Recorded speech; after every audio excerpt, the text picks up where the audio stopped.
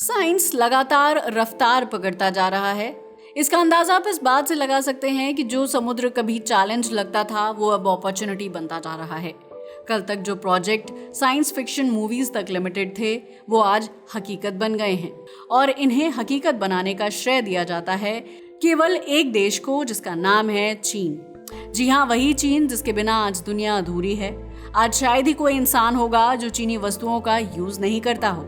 आज उसी चीन ने समुद्र के नीचे वो कारनामा कर दिखाया है जो बाकी दुनिया भी केवल कागजों पर डिजाइन कर रही है। तो चलिए बात करते हैं चीन के उन अंडर वाटर प्रोजेक्ट्स की जो डेफिनेशन ऑफ इंजीनियरिंग को हमेशा के लिए बदल रहे हैं।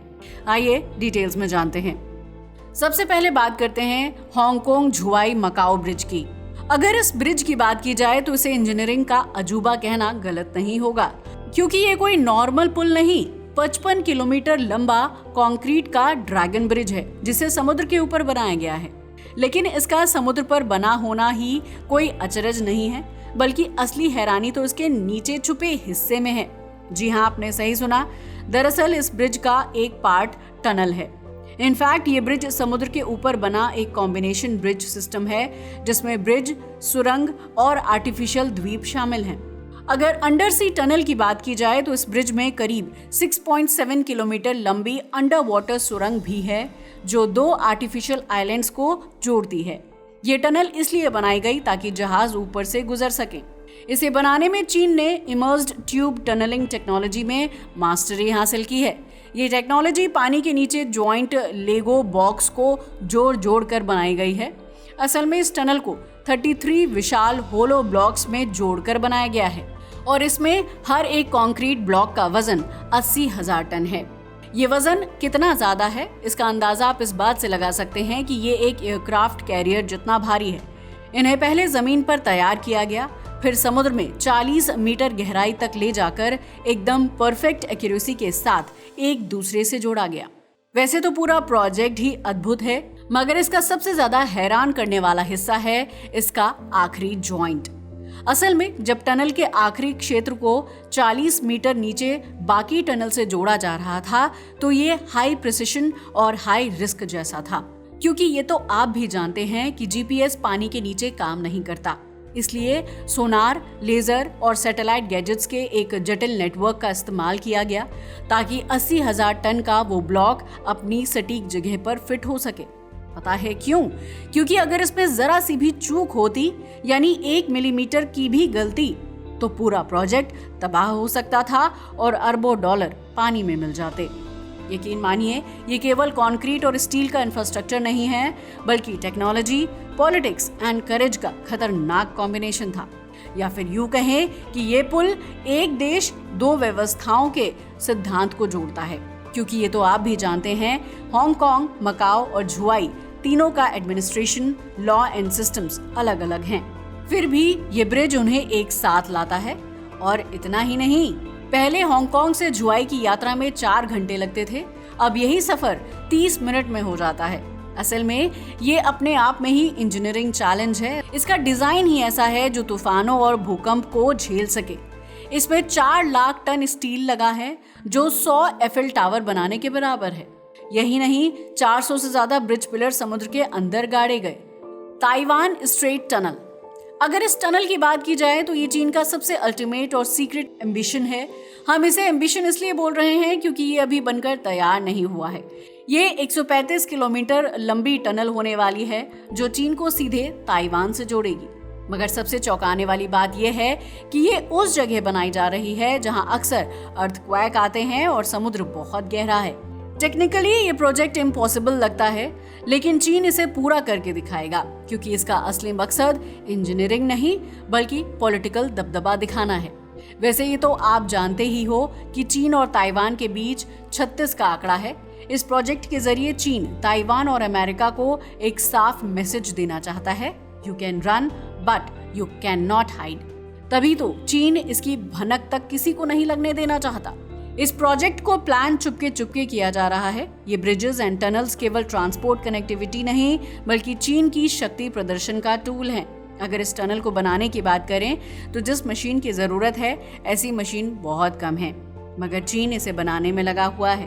दरअसल इसके लिए विशाल टनल बोरिंग मशीन यानी TBM लगेगी, जो समुद्र के नीचे चट्टानों को काटते हुए आगे बढ़ेगी।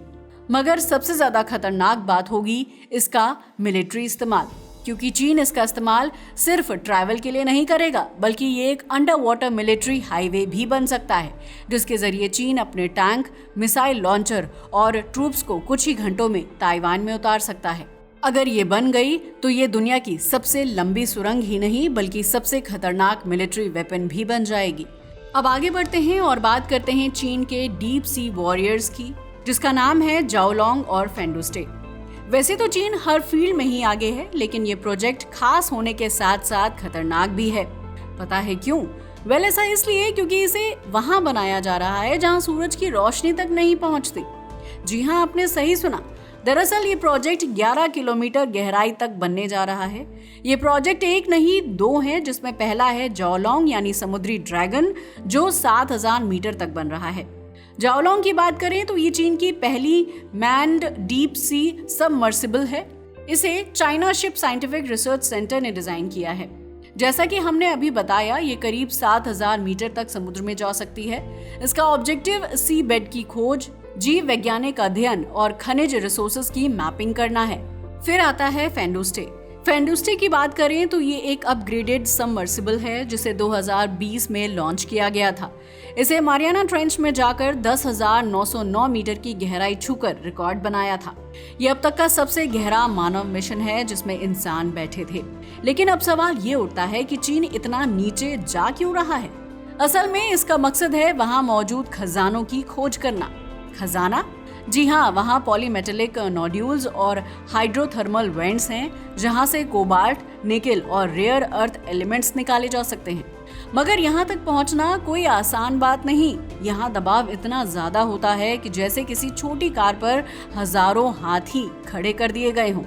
इनके हाई डेफिनेशन कैमरा और शानदार मैपिंग सिस्टम समुद्र के भीतर एक ऐसा नक्शा बना रहे हैं जो चीन को ये बता सके कि समुद्र की सतह के नीचे क्या क्या है। कुछ एक्सपर्ट्स का मानना है कि इसमें चीन सबसी ऑप्टिक केबल्स की जासूसी भी कर सकता है, क्योंकि इन्हीं के जरिए दुनिया का इंटरनेट डेटा गुजरता है। अगर ये डेटा चीन के हाथ लग गया तो सोचिए ये कितना बड़ा खतरा बन सकता है। चलिए अब बात करते हैं hadal class deep sea research station, जिसे समुद्र के नीचे का स्पेस स्टेशन भी कहा जा रहा है।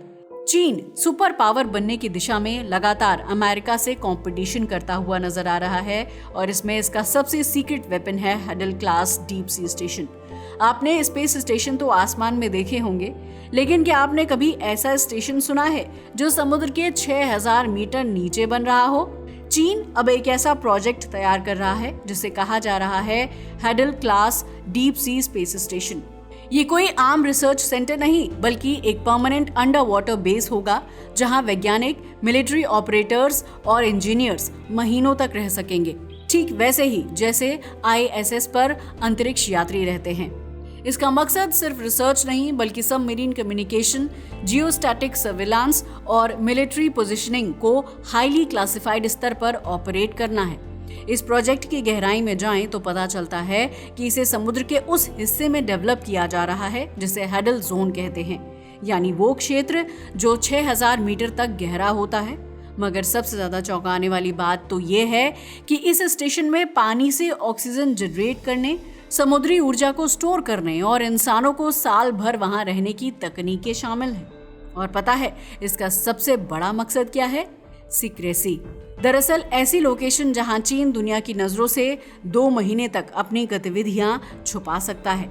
ये प्रोजेक्ट चीन के लिए स्ट्रेटेजिक मास्टर स्ट्रोक साबित हो सकता है, खासकर अमेरिका जैसी ताकतों को चुनौती देने के लिए। यहाँ से चीन दुश्मन देशों की सबमरीन को कंट्रोल कर सकता है। यही कारण है कि यह प्रोजेक्ट इतना सीक्रेट है कि इसके बारे में कोई जानकारी बाहर नहीं आने दी जा रही है। यकीन मानिए, चीन का ये प्रोजेक्ट एक स्ट्रेटेजिक एडवांटेज होगा जो किसी भी देश के पास नहीं है। The great under water great wall of China.